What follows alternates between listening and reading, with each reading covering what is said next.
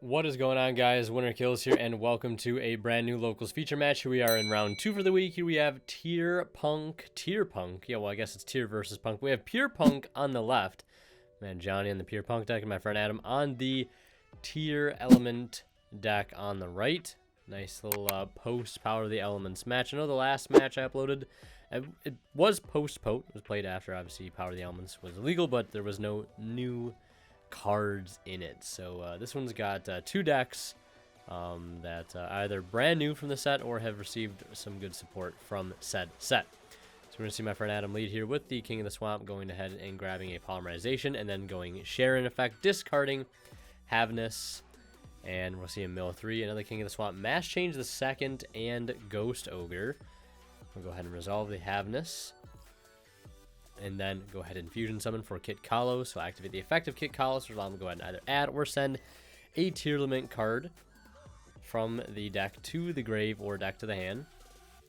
And my friend Johnny here, looks like he's got Nibiru in hand. Like, Nibiru, don't get me wrong, is like a fantastic card. Like, I want to say the card's like really good this format. Like, the card is almost never not good, like, against most decks. It's pretty much always going to demand, you know, a trade of some sort. But, like, if there's one deck that makes me very, very on the fence about playing Nibiru in the main, it's definitely the Tearlament deck.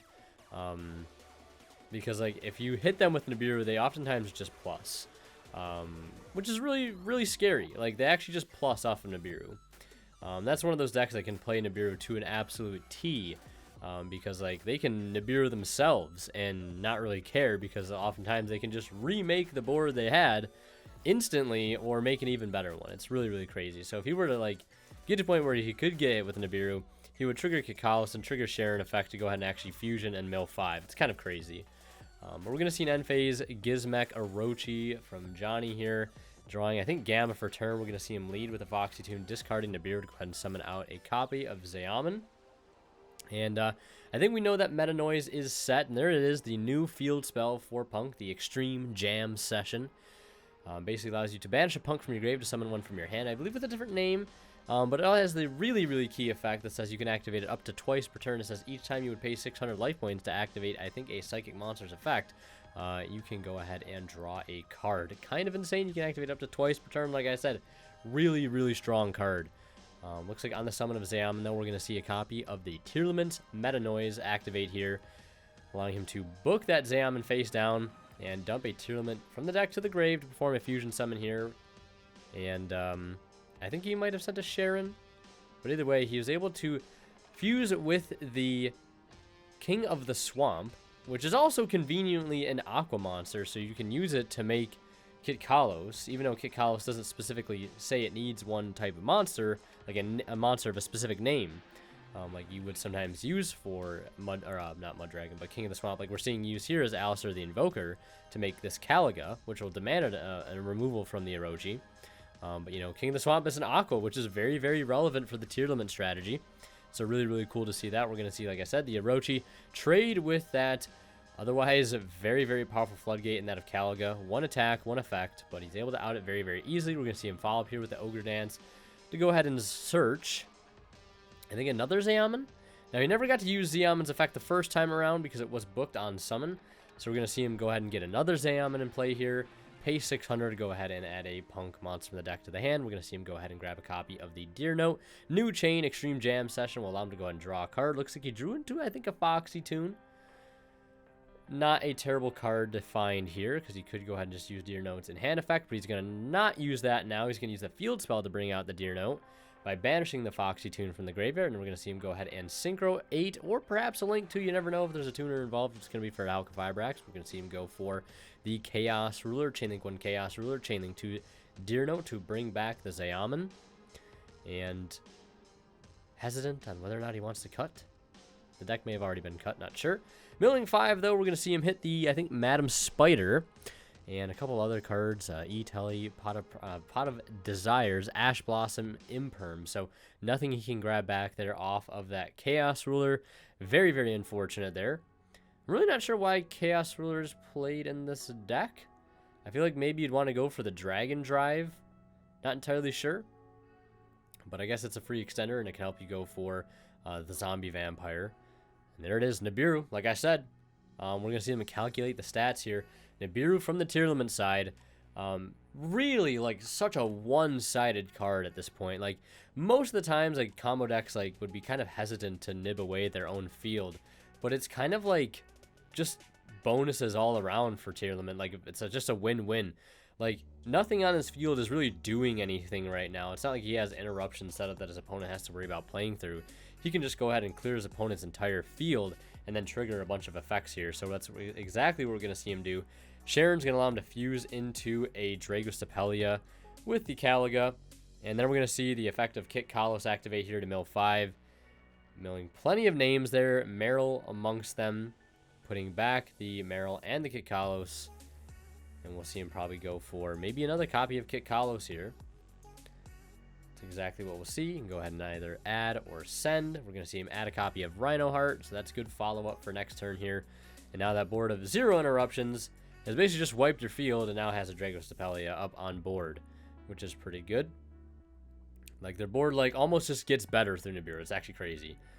Like, I don't know how much I can keep stressing that. But we're going to see him bring back the Chaos Ruler once again by banishing the Ogre Dance and the Nibiru. Battle phase will go over top the Dragostapelia here.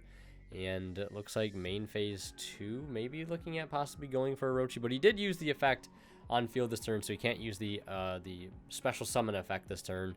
Since you can only use one of the Serpentron Sky Slasher's effect once per turn and only once that turn. Checking the graveyard right now to see if there's anything worth going for Dark with, because he could go ahead and link for Dark, but he's going to opt to just go ahead and pass turn there.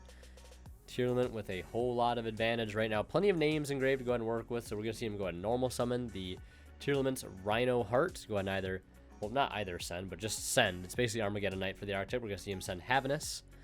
And we're going to see him activate Havenous effect. Go ahead and fuse, putting back 3 for the Kaleido Heart.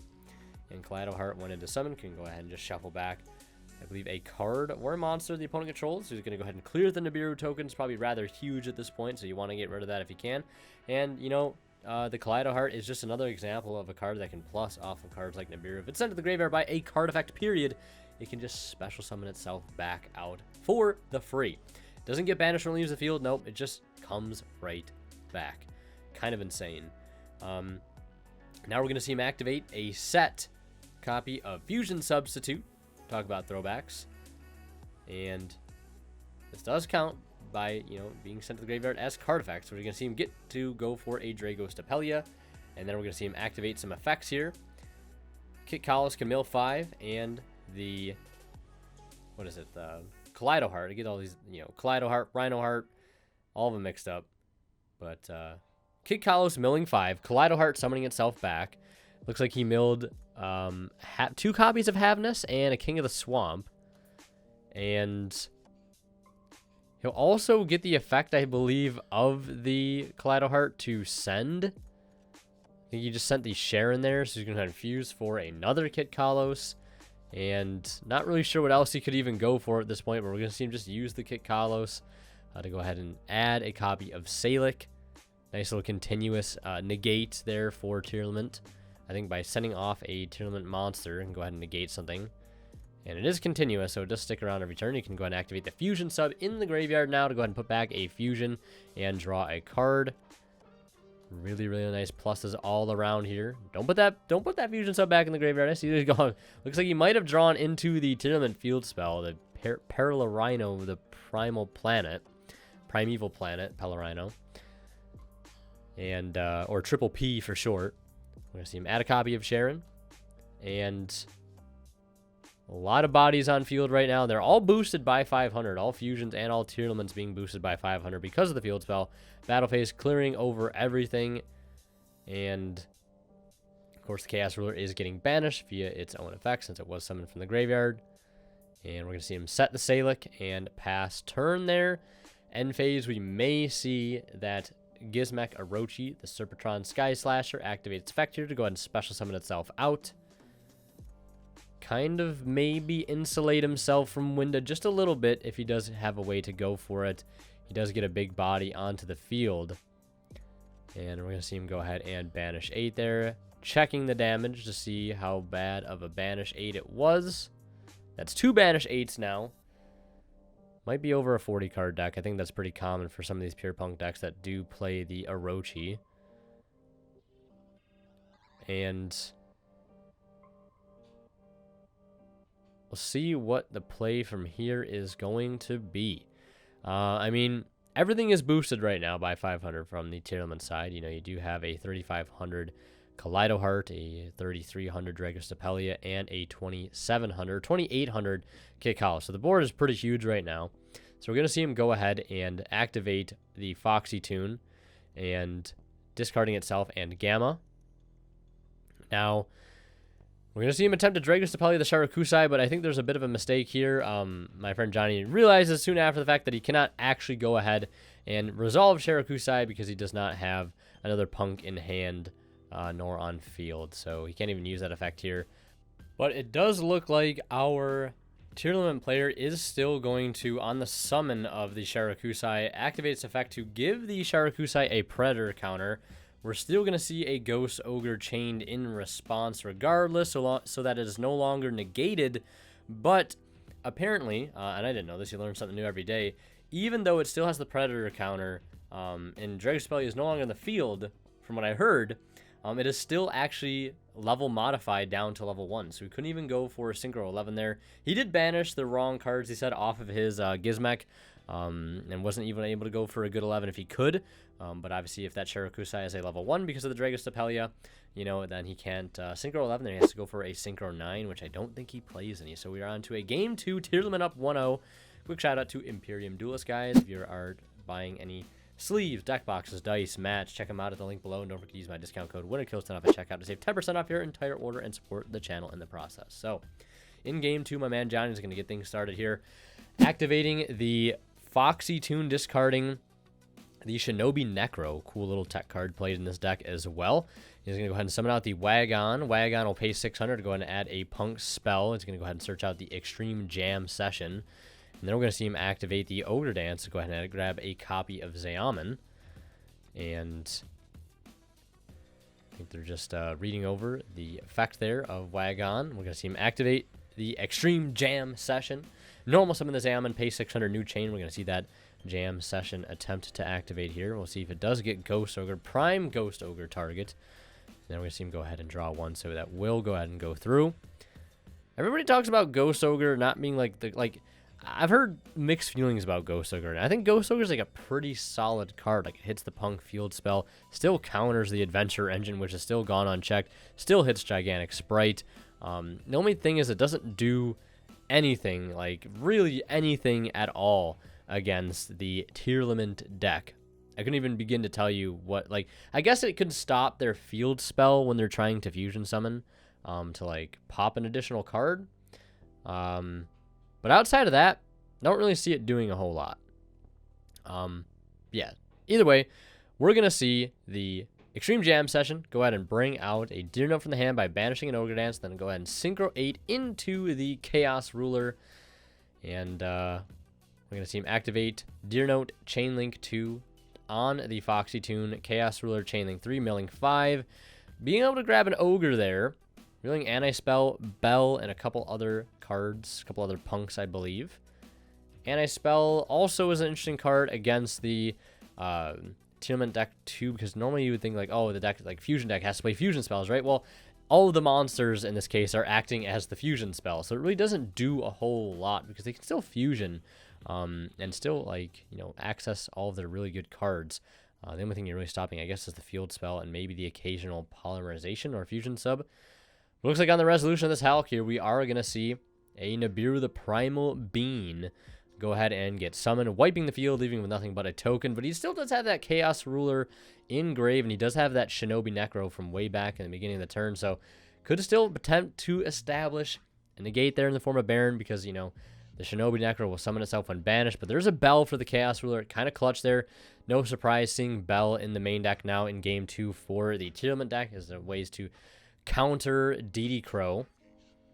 Yeah, but he will get the Shinobi Necro back on field. Just, you know, extra body to work with. Standby phase, anti-spell fragrance into a handful of monsters. You hate to see it. Like, it could have technically gone in, but really not going to do so much. We're going to see him go Sharon, discard Skomata Milling Beast, Sharon, and Pankratops. Chainlink 2, Beast, Chainlink 1, Sharon, and Grave, drawing a card, going ahead and fusion summoning. Does have the option to go for Winda here if he wants to. I think I see... Maybe I have Venice in the hand. I can't tell what that... Well, it is a King of the Swamp, so he will go ahead and fuse with that. And I think, yep, this is where we're going to see him just use the King of the Swamp as an Aqua monster. He does have the Tearlaments, and, you know, King of the Swamp just happens to be an Aqua. Really cool to see the card being that heavily played nowadays from a card that's, like, that old. I think I heard, like, 2003, somewhere around there. Very, very old card. One of the interesting things about Yu-Gi-Oh! Is always that, like, you know, there's so many cards in the game and there's no rotation, so you could see decks, you know, from 2022 playing cards from 2003. It's really, really cool interaction. We're going to see him normal summon the Rhino Heart now. We'll use Kit Kalos effect on itself to bring out the Rhino Heart, milling 5, milling Lava Golem. So that's another really solid going second card. We can see Pankratops in there as well. Was ready to break a board if there was going to be one through the Nibiru. But he did mill a Meryl, so you can go ahead and use that to go ahead and attempt to fusion summon. The fact is, just what does he want to go ahead and fusion summon for? He does have the Kit Kalos engraved, so he could technically go for a Dragostapelia. He does still have a Squamata in the graveyard, so he could still technically go for a, you know, a Winda here and try to lock his opponent out of special summoning that way. Chaos Ruler is in the graveyard, though, so Chaos Ruler can immediately check the Winda if he so desires, but he could try to protect it with maybe a Redoer, but that's only if he gets a trap underneath it. But we're still going to see him go for the Winda here, and I guess, you know, technically he doesn't have to go for Redoer. He could go for Abyss Dweller, and that will check the Chaos Ruler coming out of the grave and putting him on just outing the Winda in another way. So battle phase, we'll see him swing in, get rid of the token, get rid of the Shinobi Necro, go into Abyss Dweller, main phase 2. Now, this Abyss Dweller was summoned with a water monster as the original material because the Rhino Heart is a water, so it is a 2200 Dweller. We're going to see him standby phase detach the Sharon as cost. Will not trigger Sharon's effect here like Redoer does, as Redoer detaches for effect and not cost. I do see an E-Tally in the hand for my man Johnny here, and it looks like that E-Tally will be trading with his own card. Or, well, the anti-spell will be trading with his own E-Tally is what I should say it. And could technically use the Extreme Jam session to bring out a big punk from the hand. This is one special summon to attempt to get over that 2200 window. 2200 right now only because he does not have the Pellerino. If he did, it'd be 2700. A little bit difficult to get over, but I think the Deerno is 2800. So would still be able to get over here, luckily. So we're going to see him normal summon Zayaman. Zayaman will pay 600 to go ahead and attempt to search a punk monster. It will go ahead and go through here. And I think really the only thing the Dweller I think is stopping here is the Deer Note and the Chaos Ruler. But now that, yeah, I guess it's just those two cards in this particular matchup. But those are pretty good cards, to be fair. And if it's going to help protect Winda here, I guess it's even better. We're going to see him go ahead and search out Madame Spider, and then we're going to see him go ahead and attempt to draw a card. There's the Ghost Ogre on the field spell. So no draw there. Then we're going to see him activate Foxy Tune in hand, tributing off the Zayaman to special summon it. And Zayaman effect will give it a boost, the secret effect of Zayaman. Important to remember if you are playing pure punk, and that is a one special summon right there. But it is a huge Foxy Tune. I think it gets boosted by 600, so I think it's at like 34 right now. 34. So we can easily clear this window for 12. And, like, I feel like you have to get rid of the window here. Because he has E-Tally now, but he can't even use the E-Tally right now because of the anti-spell. But it looks like he's confident playing under the window here. So just getting rid of the Dweller. And... well, actually, I don't even think he could use the effect of Zayaman because of Abyss Dweller. Yeah. Pretty sure, anyways. So we're just going to see him attack over the Dweller and pass, setting one we know to be the E-Tally. Flipping up now that previously set field spell. Could have been anything, right? It is the Pellerino. Pellerino effect now to go ahead and activate to search out a Tearlament. I'm going to go ahead and grab the Rhino Heart now. And then Rhinoheart can be normal summoned, and then send, and then fusion summon, and try to just close this game out perhaps right here and now. Because with the combination that he has, he could go for the Kaleido Heart in combination with the field spell to go ahead and remove 2 cards from the board and swing in with a lot of damage.